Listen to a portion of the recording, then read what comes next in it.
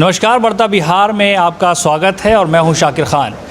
3 कृषि कानून जो भारत सरकार द्वारा लाए गए हैं उस पे पिछले 40 दिनों से प्रदर्शन जारी है। सिंघू बॉर्डर और टिकरी बॉर्डर और अनेक बॉर्डरों पे ये किसान जो है अपना आंदोलन कर रहे हैं और आंदोलनरत हैं।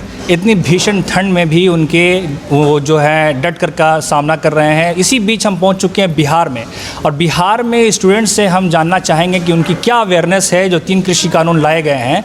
और इसी दौरान हम बिहार के मगध यूनिवर्सिटी में आज पहुंचे हैं, और मगध यूनिवर्सिटी का ये कैफेटेरिया है। मगध यूनिवर्सिटी के कैफेटेरिया में बैठे हैं और हमारे साथ छात्र भी हैं जिनसे हम बात करेंगे और जानेंगे कि उनकी क्या राय है और उनका क्या पॉइंट ऑफ व्यू है जो 3 कृषि कानून भारत सरकार द्वारा लाए गए हैं। सबसे पहले पूरा देश का जो किसान है जी, और पूरा देश का जो छात्र कम्युनिटी है, इस सरकार की तमाम बिलों का लगभग विरोध करती है। और वर्तमान स्थिति में जिस रूप में किसान बिल लाया गया है केंद्र सरकार के द्वारा, तो इससे उनकी मंशा को दर्शाती है कि वो कहना क्या चाहते हैं, करना क्या चाहते हैं और सोच क्या रहे हैं। तो इस परिस्थिति में वो किन के लिए लाए हैं, यह किसान बिल जो है वो किन के लिए लाए हैं? किसान के हित के लिए लाए हैं या सिर्फ अपने 2 मित्र अडानी और अंबानी के लिए लाए हैं? सवाल ये है। तो आप बताइए, इस देश का जो हमारा सबसे मजबूत स्तंभ लोकतंत्र का प्रधानमंत्री है, गरिमामय पद है, क्या कारण होता है कि उनके पीठ पर हाथ रख देते हैं? यह सवाल है या नहीं है? या देश के साथ अस्मिता प्रश्न खड़ा होता है या नहीं होता है? ये कैसी याराना है आप दोनों के बीच में? मतलब किसान हैं उनकी ज़मीनों को कॉरपोरेट के हाथ में दे करके उनकी ज़मीनों को मतलब एक तरीके से नष्ट किए जाने की प्रक्रिया है, ना कि किसान को सुधारने की प्रक्रिया। एकदम नहीं है। किसानों को एकदम बरगलाने वाली बात है। और किसान आंदोलन है, और जिस रूप में आंदोलन कर रहे हैं पूरा बिहार और पूरा यहाँ मगध विश्वविद्यालय के पूरा छात्र जो है उस किसान आंदोलन के पक्षधर है और इस कृषि कानून बिल का विरोध करता है। कृषि बिल का विरोध करता है। अब हम कुछ और छात्र से, स्टूडेंट से बात करेंगे और जानेंगे कि उनके मन में क्या है इसके रिगार्डिंग। बात कीजिए, आप बताइए क्या नाम है? मेरा नाम ऋषिदेव कुमार है। मैं प्रोटिस्ट ब्लॉक ऑफ इंडिया का स्टार प्रचारक पटना में रहा था। अच्छा। आप देखे होंगे।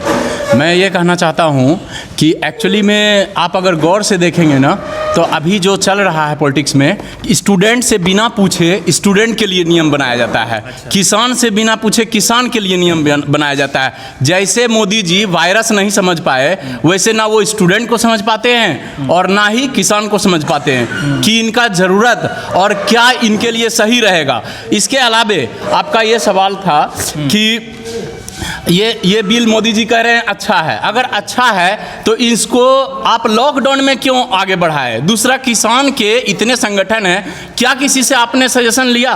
नहीं लिया। उसी तरह से जैसे हम स्टूडेंट के ऊपर थोपा जा रहा है, बहुत जल्द ये किसान आंदोलन जो है सिर्फ किसान आंदोलन नहीं, पूरा देश का आंदोलन बन जाएगा, हर वर्ग का, और स्टूडेंट भी इसमें आगे आएगा, निश्चित आएगा बहुत जल्दी। उसके बाद पता चलेगा कि हम लोग किसान स्टूडेंट अलग नहीं हैं, किसान के ऊपर हम सभी हैं, पूरा देश खड़ा है, हमारा देश कृषि प्रधान है। लेकिन किसान का कोई अता पता नहीं, सिर्फ पॉलिटिक्स की बात हो रही है। किसान क्यों मर रहे हैं? अगर सब कुछ है, आज तक आज़ादी का इतना साल हो गया, हम पूछते हैं किसी खेतों में, हर एक खेतों में आज तक पानी पहुंचाया किसी भी पार्टी हो, कोई भी पार्टी? तो इनका कहना है कि सिर्फ ये किसानों का मुद्दा नहीं है, ये देश के हर एक नागरिक का मुद्दा है जो किसानों से जुड़ा हुआ है। हर एक रोटी जो आपके थाली में परोसी जाती है, वो अगर आप खाते हैं तो इसका मतलब आपका सीधा रिश्ता किसानों से है। तो और भी कुछ स्टूडेंट्स हैं, उनसे भी हम जानेंगे कि उनकी क्या राय है और वो कितना इसके बारे में अवेयर है। मेरा नाम धर्मेंद्र कुमार हुआ और मैं पॉलिटिकल साइंस का स्टूडेंट हूँ जी। मेरा अपना व्यू पॉइंट है, सारे स्टूडेंट का इस पर व्यू पॉइंट होना चाहिए जी। ये अन्नदाता का सवाल होता है। ये किसान, मैं इसलिए बोल रहा हूँ कि ये 40 दिन से जो दिल्ली में इतनी ठंड मौसम में, इतनी बारिश में भी, क्योंकि शायद इधर का मौसम अगर बिहार को देखा जाए तो उतनी बारिश का अनुभव नहीं होता है जो दिल्ली में फ़िलहाल देखने को मिल रहा है। वैसी सिचुएशन में अगर वो इस चीज़ को हैंडल करते हैं, वे किसके लिए? वे अपने लिए नहीं, वो सारे हिंदुस्तानी, सारे भारतवासियों के लिए। तो एक्चुअली मैं स्टूडेंट होने के नाते ये जानना चाहता हूँ, सारे स्टूडेंट को इसको मालूम होना चाहिए कि बिल एक्चुअली है क्या। तो मैं तीनों बिल के बारे में बताना चाहता हूँ। जो फर्म बिल होते हैं उसमें सबसे पहला है एसेंशियल कमोडिटीज़ की बात की गई है, कॉन्ट्रैक्ट फार्मिंग की बात होती है और एपीएमसी की बात होता है। मैं स्टेप बाय स्टेप समझाने की कोशिश करता हूँ। फर्स्ट है जो असेंशियल कमोडिटीज़ की जो बात होती है उसमें, तो उसमें कहा गया है असेंशियल कमोडिटीज़ का कि जितना जो बड़े बड़े कंपनी हैं वो स्टोर कर सकते हैं, जितना ज़्यादा स्टोर कर सकते हैं। यानी कि अगर किसान अगर फसल अगर उपजाता है तो उसका अगर प्राइस अगर 20 रुपया है, तो आप बेहतर जानते हैं कि अगर फसल जो है खेत से निकला तो उसका प्राइस अगर 20 रुपया हो, तो जितना चाहे वो बड़ा बड़ा कंपनी या बड़े बड़े बिचौलिए उसको स्टोर कर सकते हैं, एसेंशियल कमोडिटीज़ में है। तो गवर्नमेंट ने बोला है कि नहीं, इसको लीगलाइज किया जाएगा। यानी जितना ज़्यादा, अगर वो 20 रुपया है, अभी 2 महीने पहले की बात है, अगर प्याज का दाम 80 रुपया हुआ है, तो अगर जिस समय फसल का दाम 20 रुपया था प्याज का, अगर वो 4 महीने में अगर स्टोर करके बेचा जाए तो उसका दाम 100, 80 और 200 में बैठ सकता है। यानी वो चीज़ हमने झेल चुका है। 80 रुपया केजी प्याज हमने लिया है, टमाटर तक हम उसको यूज करेंगे। ये एसेंशियल कमोडिटीज़ क्या है? तो अगर उसमें 8 जो बैठकें हुई किसानों और गवर्नमेंट के बीच में, तो ये एसेंशियल कमोडिटीज़ की बात में उन्होंने बोला कि ये बिल्कुल इसमें अमेंडमेंट की बात होनी चाहिए, यानी उस चीज़ को अमेंड करने के लिए एग्री हो चुके हैं। ये सेकंड होता है, उसमें कॉन्ट्रैक्ट फार्मिंग की बात होता है। कॉन्ट्रैक्ट फार्मिंग की बात कहा गया है कि गांव को एक बड़े लेवल पर, यानी 10 एकड़ का ज़मीन हो या 20 एकड़ का ज़मीन हो, उसमें कॉन्ट्रैक्ट फार्मिंग होगा। अच्छा, एक बात ये बताइए, ठीक है हम समझ गए, जानकारी है आपको अच्छी खासी, तो लेकिन सरकार ये कहती है कि हम तो कहाँ APMC को ख़त्म कर रहे हैं, हम तो बता रहे हैं कि आपको ज़्यादा परसेंटेज मिलेगा प्राइवेट जगह पे जाके बेचिएगा उसमें, तो फिर आप क्यों हड़बड़ा रहे, आपको ज़्यादा पैसा मिलेगा। एक मिनट, ये गवर्नमेंट को जानकारी होनी चाहिए कि 2000 अगर स्वामीनाथन आयोग की अगर रिपोर्ट देखा जाए तो 2006, 4 और 6 में जो उनकी रिपोर्ट आई थी स्वामीनाथन आयोग, जो शायद जो सबसे बेस्ट जो एग्रीकल्चर के जो एक्सपर्ट हैं हमारे कौन शर्मा जी हैं, उन्होंने बेहतर समझाया है कि अगर किसान को अगर बेहतर, क्योंकि अगर एक प्राइवेट सेक्टर और गवर्नमेंट सेक्टर की बात हो, अगर सैलरी हमारी अगर 6000 है तो 6 पे और 7 पे में वो सैलरी और बढ़ते ही चला जा रहा है। लेकिन अगर किसान की बात की जाए, क्योंकि APMC मंडी की जो बात कर रहे हैं, और उसमें मेन जो है MSP की बात है जो 1965 में इसको इंट्रोड्यूस किया गया था। यानी जो सैलरी अगर 6065 में गवर्नमेंट का था, वो सैलरी आज गवर्नमेंट सेक्टर में आप किसी भी एम्प्लॉय से पूछ सकते हो, उसकी सैलरी 40 से 50 हज़ार रुपये है। लेकिन वही फसल का दाम अगर 65 में किसानों का अगर 20 रुपया है, तो इतना सालों के बाद में उनका वही फसल का दाम 20 रुपया है।